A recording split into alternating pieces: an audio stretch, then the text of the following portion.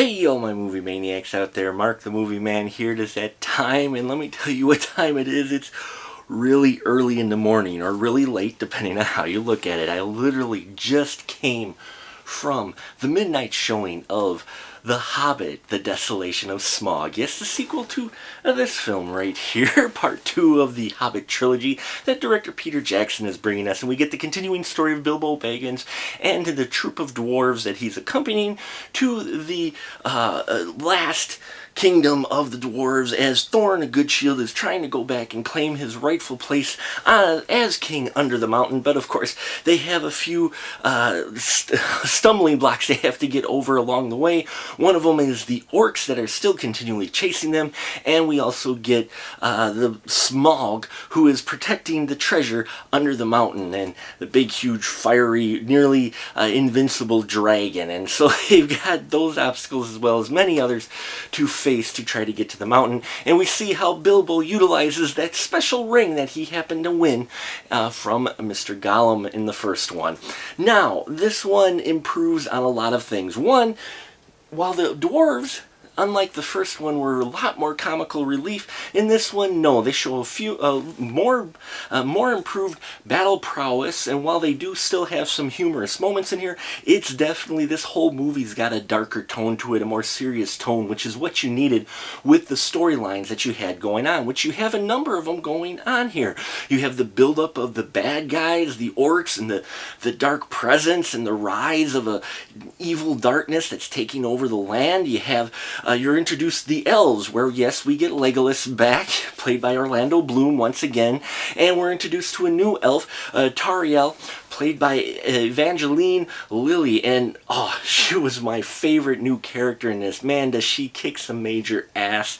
I think, you know, she's almost above Legolas in a couple of ways of the way she was fighting. I mean, she just rocked, and I really enjoyed her character in this film and the addition. The other additions that they have in here as well, you know, you've got the introduce of Bard, who is a guy who helps the dwarves get into Lake Town. You've got you've got a little bit more of Sylvester McCoy, so the Doctor Who fans will be happy there.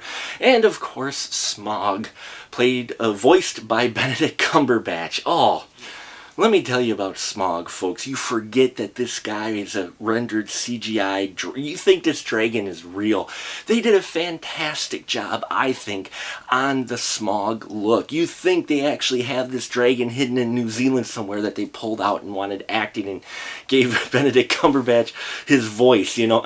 It's such a fantastic job, and they had to do that. They had to sell this dragon as realistic as possible, and I think they accomplished that in leaps and bounds. All the facial expressions that you get while he's talking with Bilbo, and just the way his character is written is just fantastic. I just love that part. But what I really enjoyed is the fact that, unlike in the first one, where you kind of felt everything was just you're just waiting for the Bilbo confrontation with Gollum, you don't have that with this one. In this one, you're not just waiting for that confrontation with Bilbo and Smaug.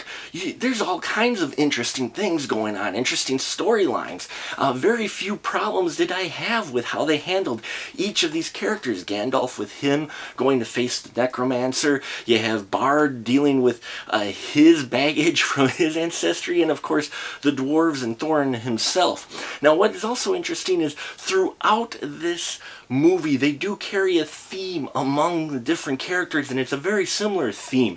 It's a theme of obsession. It's a theme of, of just being that, wanting that so bad, that they accomplish their goals so bad that they will do anything to get it, and even forget their friends at some point, or be so arrogant in their obsession of keeping their station, as in Smaug, or arrogance in that they feel like they deserve, are entitled to this position. And you've got that carried throughout all your characters. Thorin and Goodshield, you get that in Smaug, and you even get that in Bilbo with the ring, how he you know, he's a little reluctant to use the ring, but man, he's just obsessed with using it, and it does help him in a pinch.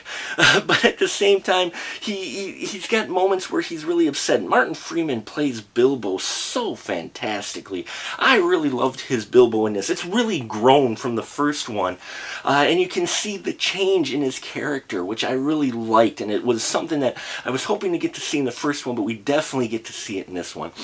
The visual effects I thought were fantastic, except for one of the more famous scenes is the barrel escape. That one felt a little bit CGI fest like the Goblin Cave. Not quite as bad as that. Not quite as bad. And you do get some elvish or kick-ass battles in there, so that kept things interesting. But I will say that's probably the only section of this film that I had really any type of problem visually with the effects. While I do enjoy all the practical effects they had in Lord of the Rings, in this one, it didn't quite feel like the CGI fest that they had in the first one, okay? Now, I enjoyed the first one a lot more than a lot of other people, and I gave it a high rating of 4.5 stubs.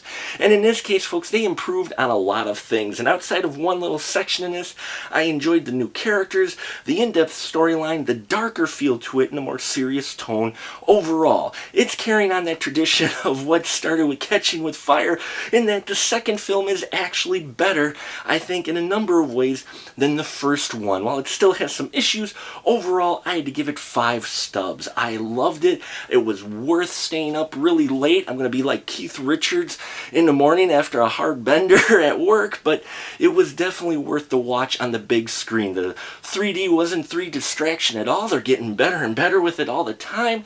And overall, I just really enjoyed this film. It was a lot of fun, and I definitely got my money's worth. And it does make me feel like I can't wait to see the third one, okay? And that's the thing, for the most part, too, in case you're worried, this one doesn't feel like a middle film until the very end. So check out Hobbit, Desolation of Smaug.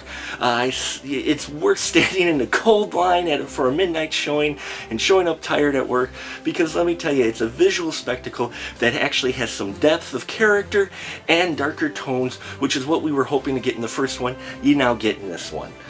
And thank you for watching the final cut, as always, folks. And until next time, keep that ticket stub.